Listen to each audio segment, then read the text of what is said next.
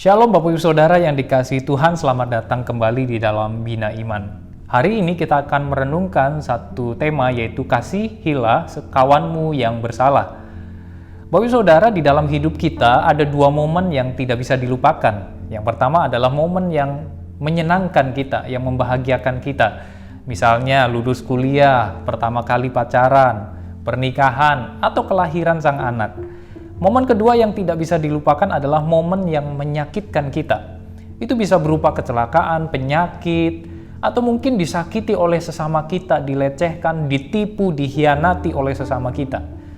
Peristiwa seperti itu mungkin tidak mampu untuk kita lupakan begitu saja.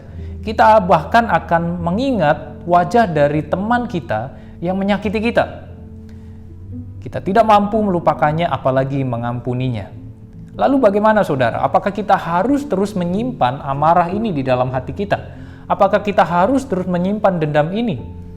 Apakah kita bisa untuk mengampuni orang yang melukai hati kita? Bapak Ibu Saudara, mengampuni bukanlah perkara yang mudah. Apalagi jika orang yang menyakiti kita melakukannya berulang-ulang kepada kita. Tetapi sulit bukan berarti tidak bisa. Tuhanlah yang akan memampukan kita. Saya mengundang kita untuk membaca dalam Matius 18 ayat 33. Matius 18 ayat 33 di sana dikatakan, "Bukankah engkau pun harus mengasihani kawanmu seperti aku telah mengasihani engkau?" Bapak Ibu Saudara, ayat yang kita baca merupakan bagian dari perikop tentang perumpamaan yang disampaikan oleh Tuhan Yesus. Perumpamaan ini dimulai dari seorang raja yang memanggil hamba-hambanya untuk mengadakan suatu perhitungan. Setelah diadakan sebuah perhitungan, ternyata didapati ada seorang hamba yang berhutang sangat banyak, yaitu 100.000 talenta.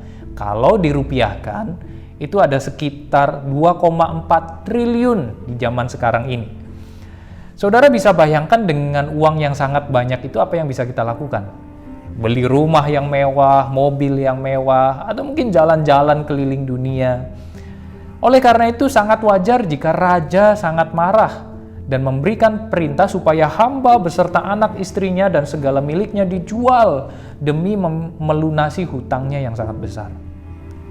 Namun saudara begitu mendengar apa yang dititahkan oleh raja, hamba ini langsung bersujud kepada raja dan memohon belas kasihan raja. Mungkin saudara dia memohon sambil menangis berlutut di hadapan raja. Oleh sebab itu ketika raja melihat hamba ini, dia berubah dan muncullah belas kasihan di dalam diri sang raja, dan raja berkata demikian, "Oke, baiklah, seluruh hutangmu tidak perlu lagi engkau bayar. Aku menghapuskan segala hutangmu." Saudara bisa bayangkan alangkah bersukacitanya hamba ini. Hutangnya yang sangat amat banyak dilunasi, dianggap lunas oleh sang raja. Tidak perlu lagi membayar. Namun ketika hamba ini berjalan dan dia di tengah jalan bertemu dengan temannya, terutama temannya yang berhutang 100 dinar kepadanya. Saudara, 100 dinar itu kalau kita rupiahkan sekitar 4 juta di zaman ini. Tidak sebanding dengan apa yang dia hutang dia kepada raja. Namun ketika melihat temannya ini, yang tadinya dia lagi bersukacita, mukanya langsung berubah dengan geram, marah. Karena dia ingat temannya ini sudah mungkin berhutang sangat lama dan belum bayar-bayar. Maka dia langsung datangi temannya, dengan geram dia cekik temannya dan dia berkata, "Kamu belum bayar, ayo bayar hutangmu." Saudara, temannya itu pun berkata, sabarlah sedikit, hutangku itu pasti akan kulunasi."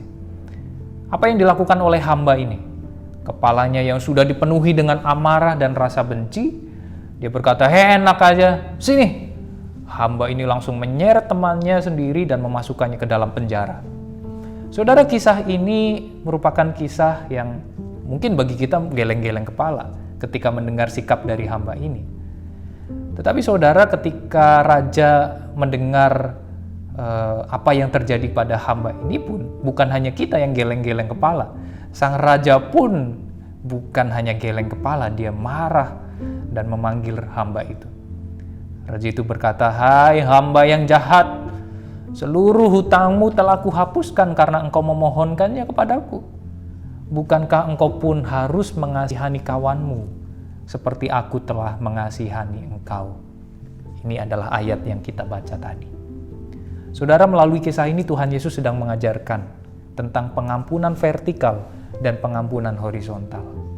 Setiap orang yang sudah mendapatkan pengampunan vertikal harus siap untuk memberikan pengampunan secara horizontal. Setiap orang yang sudah diampuni oleh Allah harus siap memberikan pengampunan kepada orang lain. Setiap orang yang sudah mendapat kasih karunia dari Allah harus siap memberikan pengampunan kepada sesamanya.